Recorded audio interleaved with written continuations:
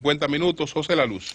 Bueno, gracias Julio, y dentro de lo que cabe, feliz inicio del fin de semana para todos, y nosotros tenemos que dar gracias a Dios, a quien sea, a Dios o a quien sea, ¿verdad? Gracias.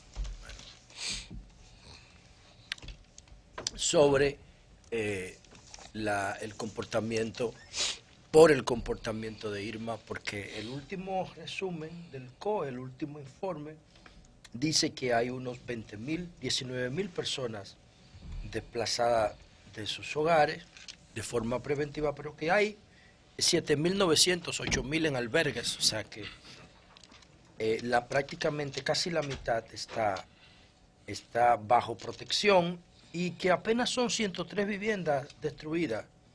103 viviendas destruidas, que eso se puede atencionar y asistir en menos de un mes. Todo debe estar reconstruido. Y no se reportan daños considerables a nuestras estructuras viales, salvo el puente ese de Juana Méndez con Dajabón, que debe tener todos los años del mundo sin mantenimiento, ¿no? Que cualquier brisa lo tumbaba, usado, como el cuento de los osos. Decía Sonia Mateo que el mercado binacional se crearon unas infraestructuras nuevas que no fueron dañadas, que esas son las infraestructuras viejas que se usaban. Ojalá la podamos llamar más adelante, porque creo que es la zona que... José, esa y la del nordeste. Ya es literal el hecho, el masacre se pasa bien. Exactamente. Entonces, a propósito de eso, yo me preguntaba junto a Félix Rodríguez anoche en el programa de televisión, ¿qué pasa con los inmigrantes ilegales en medio de fenómenos como estos? Porque los haitianos, por ejemplo, no pueden utilizar los albergues. No sé si lo usan, ¿por qué no? Usan los hospitales. Claro que lo utilizan. Yo me estoy preguntando, yo no quiero, ya está bien con todas las acusaciones que usted le hace. No, es que él está haciendo acusaciones. Yo me estoy preguntando qué pasa. Pero además, en hay haitianos en albergue. Pero además, ellos, igual que los que trabajan que viven de la informalidad de la economía, si no trabajan no comen. Nosotros tenemos sueldos fijos, todo. Aquí Radio Cadena Comercial nos va a pagar el 15. Pero los que viven de la eventualidad, los que son informales, dentro de la informalidad hay algunos que viven del chiripeo, de la oportunidad, del ajuste. El que vende coco, si sale a la calle y no hay calle, tiene problemas. O el que tiene una guaguita que dice mudanza o acarreo, mudanza y acarreo. ¿Quién se va a mudar en medio de una tormenta?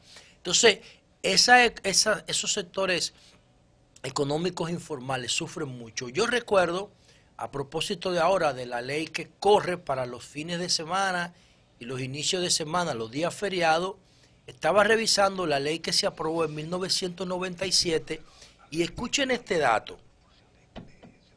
En uno de los considerandos de esa ley, de 1997, decía que un día laboral, un día no laborable, a la economía dominicana le costaba 400 millones de pesos de 1997, cuando el presupuesto andaba por el orden de 21.000 millones de pesos, o de 26.000, yo no recuerdo bien, no he buscado el dato. 96. Entonces, si la presión tributaria no ha variado mucho del 97 para acá, entonces imagínense ustedes cuánto cuesta un día no laborable, pérdida de productividad económica de una sociedad que, teniendo el mismo tamaño de gobierno, la misma presión tributaria, anda hoy con un presupuesto de 711.000 millones de pesos. Entonces, lo que se ha perdido en esta semana, más que el impacto de Irma, es por dejar de producir el miércoles, el jueves, hoy y mañana posiblemente.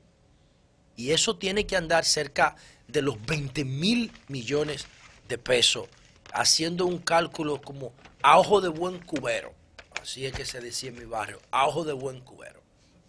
Y esa es la pérdida más importante, porque no hay daños en la agricultura de manera significativa, no hay daño de infraestructura vial, no hemos perdido vidas que no se pierdan en condiciones normales. Somos tan dichosos en República Dominicana que hace un mes y pico reportamos o nos hicimos eco del reportaje de Diario Libre sobre la isla de la basura en Nagua.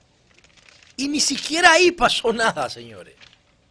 Fuimos con Víctor Gómez Casanova a ver las condiciones en que viven los dominicanos a la orilla de los Ama y la Isabela y el río Isabela, y ni siquiera ahí pasó nada. Entonces, por eso es que las religiones se fortalecen tanto, por ese tipo de casualidades. Y mirando todas las posibilidades, todas las amenazas que teníamos nosotros frente a Irma, el balance es sumamente positivo, sumamente positivo. Si ese huracán nos daba de frente, solamente levantando escuelas y limpiando escuelas después de haber sido usadas como albergue, íbamos a durar más de 5 años. Más de 5 años en eso. Porque ese huracán tenía las condiciones físicas para destruir nuestro país. Y se fue por el norte y sigue su ruta y no nos hizo daño, ni a nosotros, ni a Haití, ni a Cuba. Y qué bueno que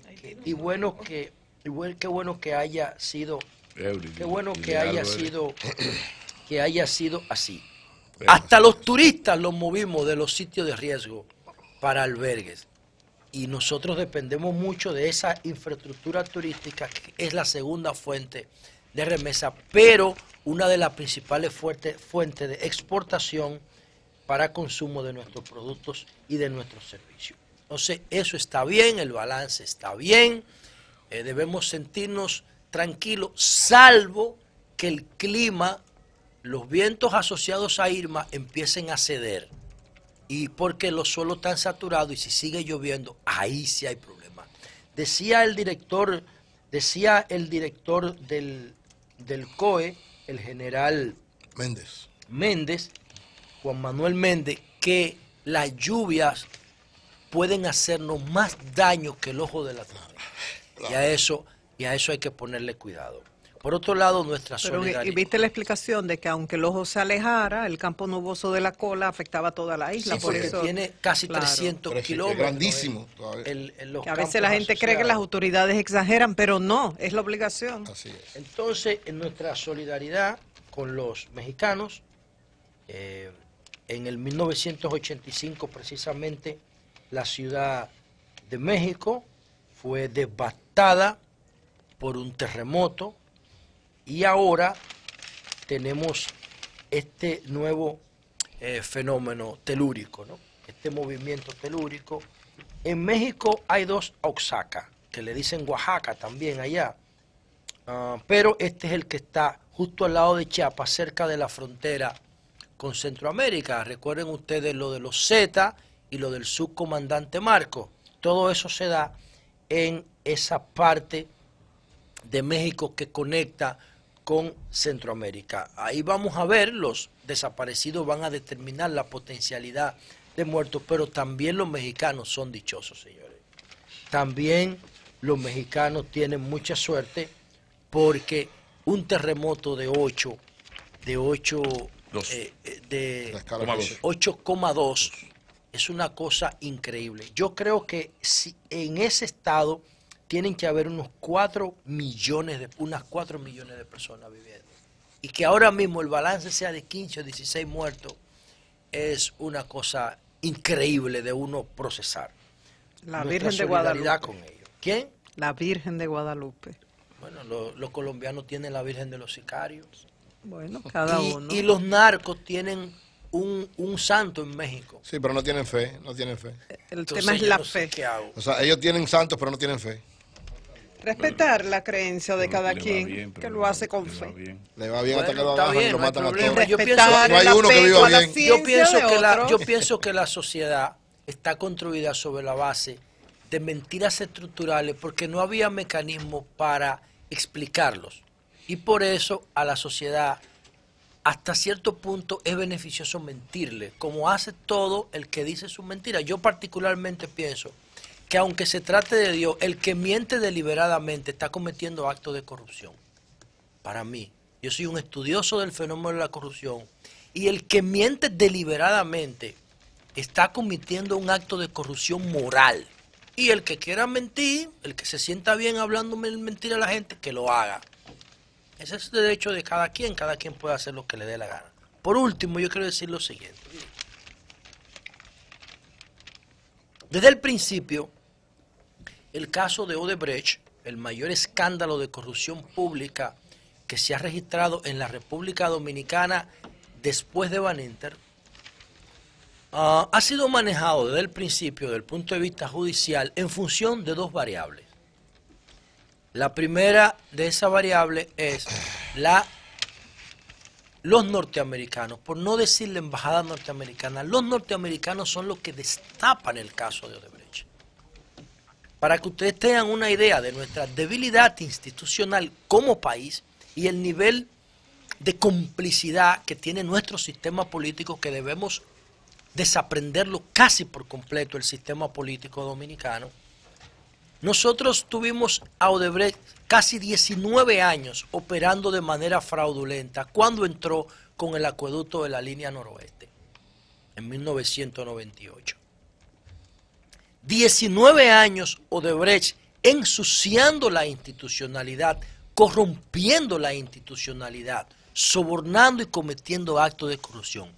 En 19 años, ningún medio de comunicación, ningún programa, ningún partido de oposición, ninguna ONG de ningún sector, nadie fue capaz de detectar lo que Odebrecht estaba haciendo aquí. Nadie, absolutamente nadie. Estados Unidos le interviene la estructura de correo, la plataforma de correo a los gobiernos de Brasil en el año 2012 y empieza a preparar estos expedientes. El caso explota, primero los supertucanos y luego el tema de Odebrecht. Y Estados Unidos aprovecha eso como aprovecha el narco, porque después de la caída del muro, Estados Unidos sustituyó el comunismo con el narco y con la corrupción para dominar nuestros países corruptos. Y el que tiene cola que le pisen, tiene que hacer lo que Estados Unidos diga. Entonces Estados Unidos determinó la lista que se iban a someter a la justicia y determinó el proceso, no solamente aquí, en los países donde ellos tenían intereses. Por eso es que yo le digo a ustedes que esa ley de lavado se aprobó de una manera tan rápida cuando el Código Penal fue sometido por el PLD en el 96. Y todavía está dando vuelta ahí, en el Congreso, 21 años después. Pero esa ley de lavado, teníamos una ley de lavado, hicieron otra en menos de 2 meses. Una cosa increíble, producto de la presión del tema de Odebrecht. Y la otra variable es la Marcha Verde, porque la Marcha Verde desbordó todas las expectativas que tenía la sociedad en materia de oposición. La Marcha Verde sustituyó a la oposición política a tal punto que a la oposición política no le quedó más remedio que sumarse a la Marcha Verde para camuflarse a eso, porque la oposición política está metida en Odebrecht hasta la tambora. Y ahí podían hacer oposición y cuidarse. Eso es como nadar y guardar la ropa al mismo tiempo. Entonces, esas dos variables, el fenómeno de la Marcha Verde, que debe ser el acontecimiento del año, en el 2017 en República Dominicana, y los norteamericanos fueron los que determinaron que un caso de corrupción se manejara judicialmente al margen de lo que dice la Constitución y de lo que dicen los principios del Código, que la libertad es la excepción. Entonces la presión de la Marcha Verde llevó a ese juez, a Ortega Polanco, a desdecir lo que él mismo había escrito en años anteriores, desde el 2004 para acá, sobre las versiones de código anotado y comentado que tiene, como experto y técnico en procedimiento penal que es. Él mismo se desdijo con eso.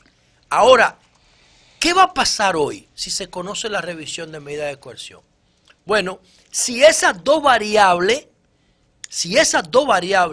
de Marcha Verde y Estados Unidos, el gobierno las monitorea y sienten que ya bajaron la presión sobre el expediente, los imputados pudieran salir hoy, cambiarle la medida de coerción y seguir enfrentando su acusación desde la libertad. Eso es lo correcto, debió hacerse desde el principio.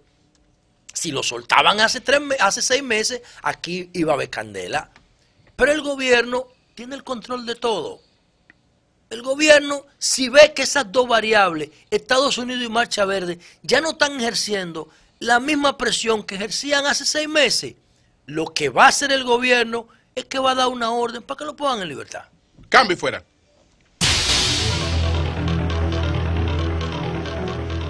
El sol de la mañana.